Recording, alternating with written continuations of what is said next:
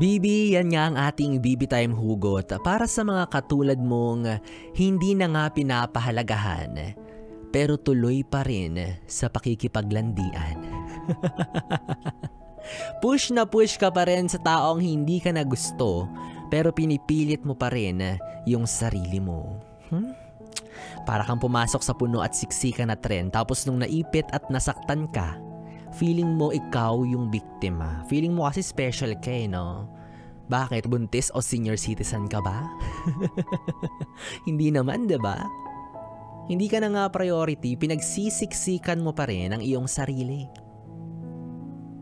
Alam ko na mahigpit pa yung kapit mo kasi pinapatatag mo yung loob mo or pinapatatag ka ng pag-asa na baka sakali, diba? Matauhan siya na ikaw yung muling piliin niya. Pero kailan mo babalak na kahit papaano luwagan yung pagkapit mo?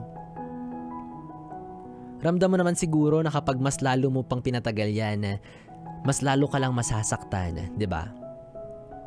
Kung gusto mo talaga ng kaligayahan tapos di mo yun maramdaman, kasi nga baka nasa maling tao ka. Bakit hindi mo subukan na tuluyan siyang pakawalan? Aware ka ba na mas makukuha mo yung hanap mong kaligayahan once nabitawan mo yung karelasyon mo na hindi ka naman pinapahalagahan?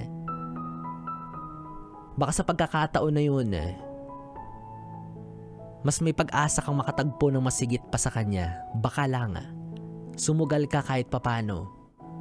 At least hindi ka na patuloy na nasasaktan sa iisang tao.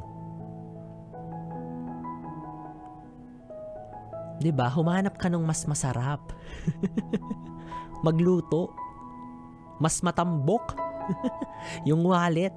O di naman kaya mas mahaba. Yung pasensya.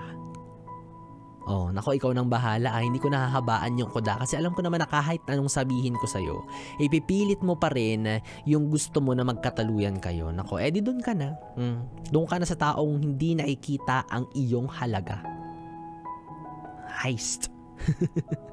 Anyways, Bibi, alam ko nakaka-relate ka, ilabas mo yan, huwag kang mahiya. I-share mo ang iyong kwentong, pahalagahan mo naman ako. At isend mo yan sa aking Facebook Messenger, DJ Biboy Bibo, DJ BIBOY BIBO. At maya-maya sabay-sabay natin yang basahin, pakinggan at pag-usapan on air. Muli ako ang Bibi mo sa radyo, DJ Biboy Bibo. Pwede mong makatabi hanggang mamayang alas 12 para sa ating Bibi Time at para sa ating susunod na awitin para sa mga kagaya mong nagtatanong kung bakit sinabihan ka naman ng mahal kita pero wala na siyang ibang ginawa kundi saktan ka. Here's Dan Hill with this song, Why Do We Always Hurt the One We Love? Hatid sa'yo ng 101.1, yes, the best. Here we go again, hurting each other for